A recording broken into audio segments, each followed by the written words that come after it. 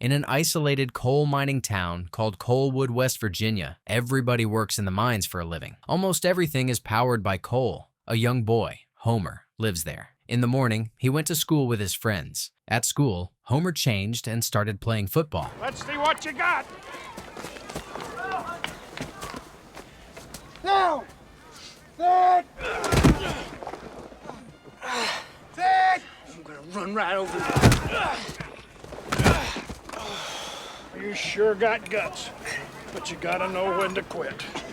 Later, Homer meets the townspeople in a small store. They asked if his father said anything about the layoffs, but Homer didn't hear anything. Meanwhile, in a mining area, one guy got into an accident. His father fired the person responsible and turned to Homer. He asked how his football game went. Well, I told you, you spend the summer shoveling coal and you'll be playing linebacker next fall. Get that slate off the loader.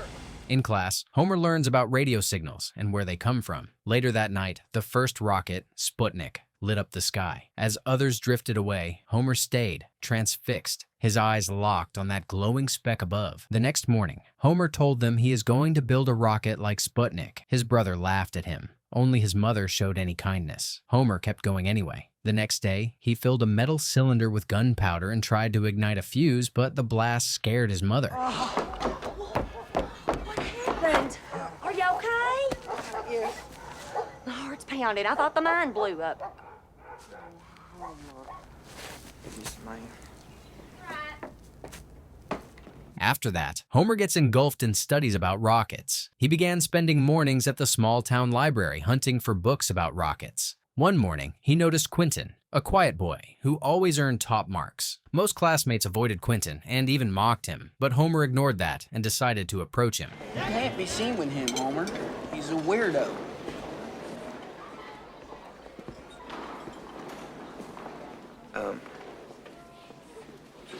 Do you know anything about rockets? Quentin knew a lot about rockets, and the two quickly bonded over their shared interest. With Quentin's help, Homer's experiments moved out of his head and into action, and soon a small team of friends were meeting in Quentin's basement to build their first real rocket. This thing's starting to look like a rocket. Listen to this. Weld the washer to the base of the rocket by creating a combustion chamber and nozzle. Do we really need this nozzle thing? The nozzle's the most important part. After working on their rocket, the nozzle still posed a serious problem. Without a strong weld, the rocket would never fly. So Homer secretly approached Dyson, one of his father's co-workers, and asked for help. Dyson hesitated, knowing he could lose his job if Homer's father found out. But once Homer shared his dream, Dyson decided to take the risk. The next day, the boys admired the completed rocket like it was a work of art. Just as they were ready to launch, the principal saw it and ordered the rocket destroyed, calling it dangerous. Before Homer could argue, Miss Riley, the science teacher, stepped in and claimed it was for the school's science fair. I'm gonna have my eye on you. Thank you, Mr. Turner. And besides, science fairs are for geeks. No offense, Queen. And colleges from all over the country hand out scholarships. It's great. College scholarships for winning a science fair? Well, maybe it's not for you. That same afternoon, the boys prepared to launch their first creation, which they named the Puffing. Homer lit the fuse while his friends stood back, holding their breath. The rocket shot upward, but almost immediately veered off course, heading straight toward the mine. Terrified, the boys scattered in panic. Homer, however, stayed behind, worried not about himself, but about the miners who could be in danger. When the rocket spun toward the mine, Homer ran there as fast as he could, only to find his father waiting. Oh, Homer here wants to be a rocket scientist. That it, John? He had no idea what he wants to be. And he's a damn thief. Don't you ever let me catch you with these fool things on company property again. You understand me?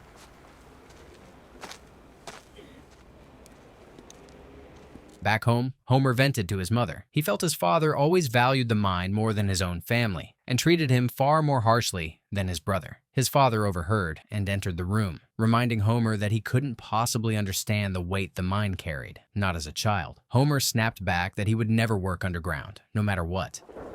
You better have a talk with your son, Elsie. 'Cause he's out of control.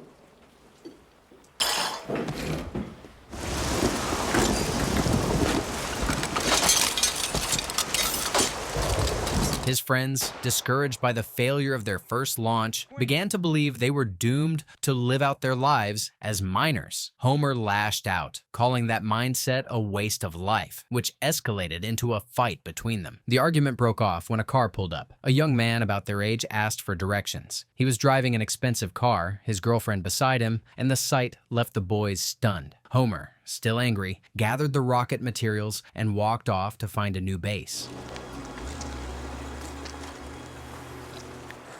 Oh, give me that.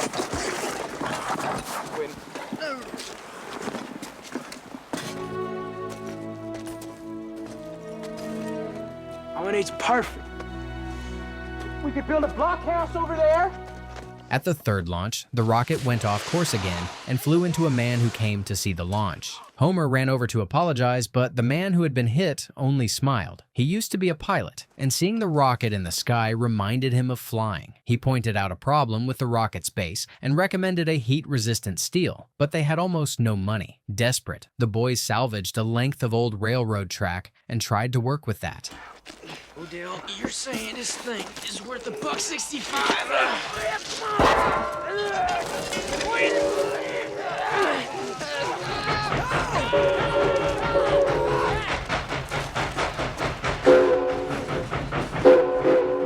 The team pushed on, but the next round of tests went worse. Rockets that once flew cleanly now sputtered, stalled, or even blew apart on the pad. After studying the wreckage, Quentin suggested the problem was air trapped in the fuel chamber. They adjusted the formula and made the fuel thicker and more stable. Confident at last, they prepared for another launch. Miss Riley came to help, but when they reached their field, it was already crowded with people. That's real funny, Jim.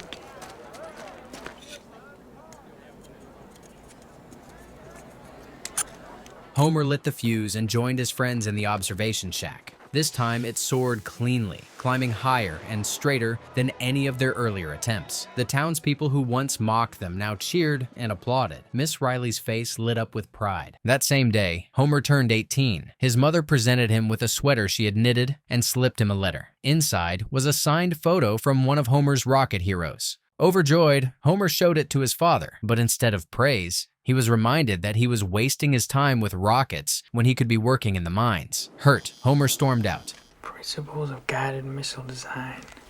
I had Miss Waters order it for you a while back. This is great, Miss Riley. I learned everything. I'm gonna show the guys.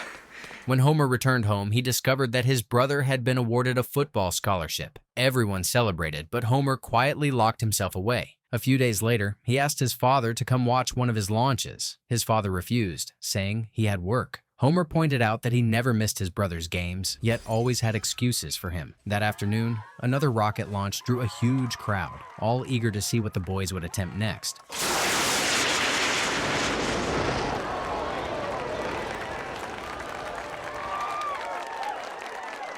The flawless launch drew the attention of reporters, and soon the boys' story was on the front page. At school, they were suddenly celebrities. But the celebration didn't last. The principal appeared with police officers in tow. Miss Riley rushed in as soon as she heard, but by then the boys were already in handcuffs. Authorities had discovered a rocket in the forest and blamed them for a recent brush fire. The timing looked bad. One of their rockets had vanished after a launch, and they had no explanation. Being minors, their parents were forced to bail them out.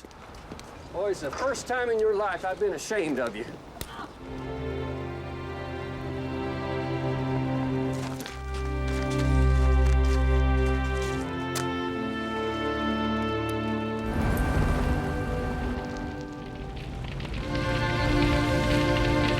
Not long after, disaster struck the mine. Late one rainy night, Homer rushed through the storm to reach the site. Hours passed as rescuers fought to save those trapped underground. Families pushed through fences, crying out for their loved ones. When the survivors were finally carried out, Homer saw Dyson among the dead. His own father was stretchered out as well, injured but alive. A worker quietly told Homer that if it hadn't been for his father's bravery, many more would have perished that night. The family is told Homer's father would recover, but he could no longer work. Unless someone stepped in to fill his role, the mining company would strip the family of their home and possessions. Homer's older brother offered, but it meant sacrificing his chance at a sports scholarship in college. Homer couldn't let that happen. Determined to protect his brother's future, he chose to shoulder the burden himself.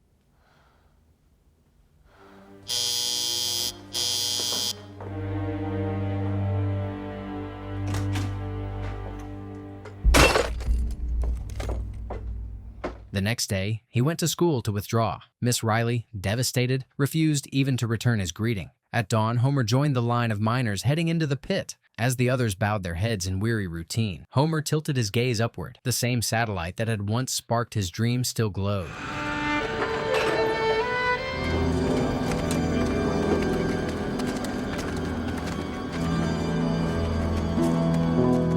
Not long after, his father recovered enough to return home. He thanked Homer for stepping up. Homer meets with his friends, and he flexes his new muscles as if to show he'd settled into the job. They assumed he had abandoned his dream long ago. Later during dinner, his father urged him to return to school, but Homer shook his head. He claimed he didn't want to go back. His mother's face darkened immediately. She pleaded with her husband to talk sense into their son, but his father dismissed it, saying Homer was a man now, and there was nothing wrong with digging coal. His mother, frustrated and heartbroken, left the table in silence. As soon as he was strong enough, his father went back to the mine. The men praised Homer for his work, saying he had a natural touch for coal.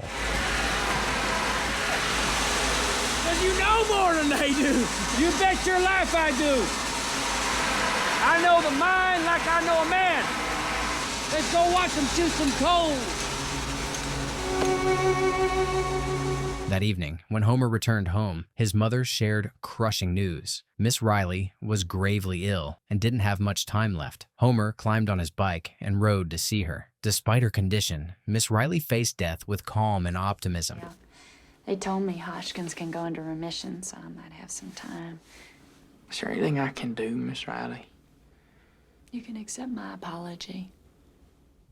And I believed that if you boys won that science fair, got scholarships, went off and did something great with your lives. Miss Riley spoke softly to Homer about his future. She told him not to let other people's voices drown out his own, not to spend his life buried in the mines when he was meant for something greater. Whatever he chose, she said, she would always be proud of him. That night, he couldn't sleep. He pulled out the rocketry books she had given him and let the numbers and diagrams flow through his mind. Working through equations, he began calculating altitude, distance, and trajectory. After days of effort, he realized where their missing rocket must have landed. He rushed to share his discovery with Quentin, barging into his room late at night. Quentin, surrounded by papers, studied Homer's calculations in disbelief. Together, they stayed up until morning, refining the math. 1.2 miles. I'll see you at dawn. Don't you have to go to the mine? I don't work there anymore. The next day, they followed their measurements into the wilderness. Rope in hand, they marked out distances, crossing brush, meadow, and hills. By noon, they found what they were looking for, the charred remains of their lost rocket lying in a stream. Carrying it proudly, they marched to school. Miss Stamp, Miss Ballou, let's go. Back in your seats. Mr. Hathcock. They didn't start that fire, Mr. Turner. In the first place, you are not a member of this classroom. You cannot prove conclusively that another one of them didn't start that fire. Are we to conclude, Mr. Hickam, that since leaving school, you've not only become an expert in rocket science, but in the field of trigonometry? Homer stood before the principal, explaining the math behind the trajectory. Once dismissed as a poor student, he now stunned everyone with his skill. He used his calculation to prove that their rocket didn't start the fire. At the police station, the truth emerged. The fire that had caused their arrest came from an aviation flare, not their rocket. The principal, ashamed, admitted he had misjudged them. He reinstated Homer and his friends at school and even nominated them to represent the town at the science fair. Back in the basement, the boys prepared excitedly for the event until Homer's father arrived. Y'all go on home now. Yes.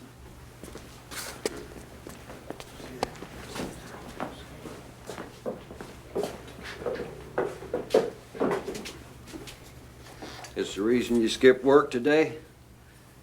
Yes, sir. Oh, Well, you put all this nonsense behind you, Homer. Thought you weren't going to be doing Dad, it. it isn't nonsense. I don't want to argue with you. His father reminded Homer of how proud he had been of his strong work underground. But Homer's eyes no longer wavered. His father wanted him to accept the life that had been planned for him. Yet Homer's resolve was clear. He would not. The local science fair finally arrived, and Homer and his friends stunned everyone by taking first place. Their victory earned them a spot at the National Science and Technology Competition. But their celebration was cut short. The principal announced that because of budget limits, only one of the four could attend nationals. Without hesitation, the others insisted it had to be Homer. Just as plans were being made, unrest hit the mine and workers went on strike. All right, shut them down! Let's go! Strike! Strike!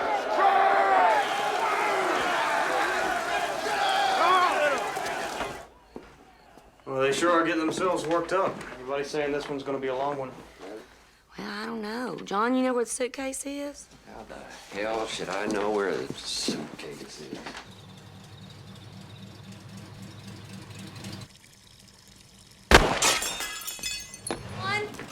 Y'all stay inside. All right, well, what are we gonna do? Nothing. Shaken, Homer begged his father to leave the mine before it killed him, but his father only lashed out in return. Years of frustration boiled over between them. His father told him he can go, and Homer angrily told him he is not coming back and walked out. The next morning, Homer's friends put him on the bus to nationals. By timing the rocket's descent, we would be able to figure out just how high the rocket flew. Like you see, this is a De Laval nozzle. 2, please. The judges always go for the most expensive exhibits. The guy with the biosphere is going to win. Mr. Owens, to the security office. But when he returned to his booth the following day, his heart sank. All of his models and equipment were gone. With the final judging just hours away, panic set in. He called his friends, but to rebuild the rockets, he would need the machines at the mine. The strike made that impossible. When his mother learned what had happened, she marched straight into the crowd of angry strikers. Facing her husband, she demanded he help their son. She even threatened divorce if he refused. For a moment, his father looked stunned, unable to believe she would go that far. But her determination left no doubt. In the end, he relented. Swallowing his pride, he took charge of calming the strike, pushing the men back to work. That night, the mine's machines roared as workers helped craft a brand new rocket for Homer. His mother later called to say she had packed up all his things and mailed them. Hearing her voice, full of support, filled Homer with renewed strength. For anyone chasing an impossible dream, family recognition felt like the greatest gift of all. At the national finals, Homer calmly explained his design and methods to the judges.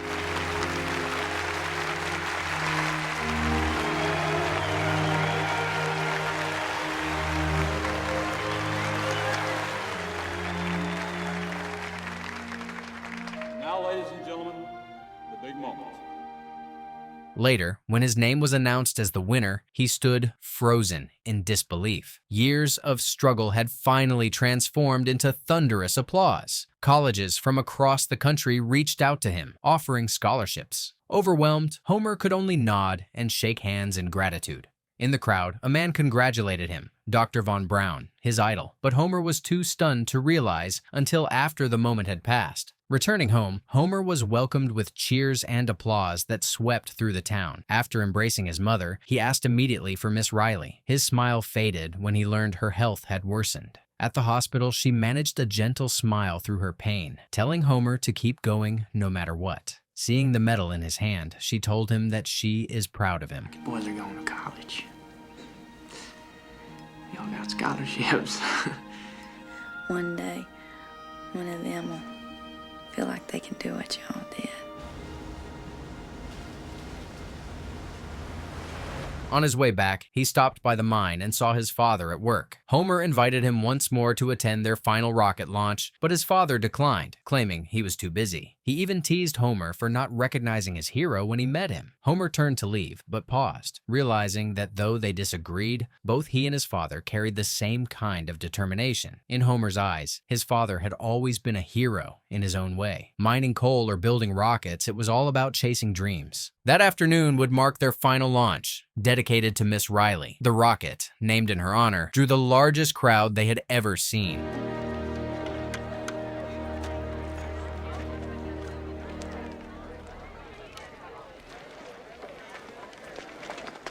Hi, Homer.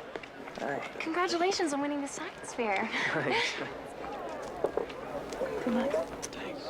At the final launch, Homer stepped forward, holding his medal. He thanked everyone who had stood by him and spoke warmly of Miss Riley, who could not be there. Just then, a figure in the crowd caught his eye. It was his father. Shocked and overjoyed, Homer rushed to him and asked if he would do the honor of launching the rocket. With a quiet nod, his father agreed. The crowd counted down together, voices echoing across the field. When his father pressed the button, the rocket leapt into the sky, trailing fire and smoke.